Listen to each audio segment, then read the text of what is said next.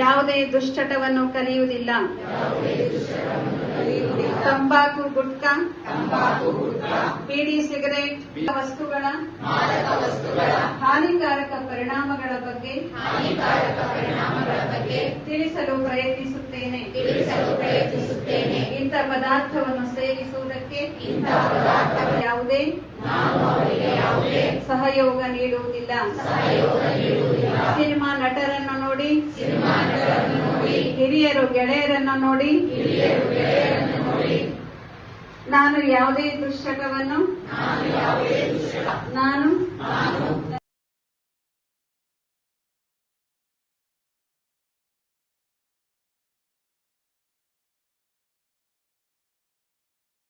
ಹಾಗೂ ನಾವು ಕಾಮನ್ ಆಗಿ ಹೇಳ್ತೇವೆ ವಿಶ್ವ ಭ್ರಾತೃತ್ವ ಅಂತ. ಅಂದ್ರೆ ಇಡೀ ವಿಶ್ವದಲ್ಲಿರೋರೆಲ್ಲರೂ ನಾವು ಭ್ರಾತೃಗಳು, ಸಹೋದರ ಸಹೋದರಿಯರು ಅಂತ. ಅಕ್ಕ ಅಥವಾ ತಂಗಿಗೆ ರಕ್ಷಣೆ ಕೊಡ್ತಾನ. ತಾವೆಲ್ಲರೂ ಈ ಸಂದರ್ಭದಲ್ಲಿ ನೋಡ್ತಾ ಇದ್ದೀರಿ, ಪೋಸ್ಟ್ ಮೂಲಕ, ಇಮೇಲ್ ಮೂಲಕ, ವಾಟ್ಸ್ಆಪ್ ಮೂಲಕ ನಾವು ವಿಶಸ್ ಅನ್ನ ಮಾಡ್ಕೊಳ್ತಾ ಇದ್ದಾರೆ.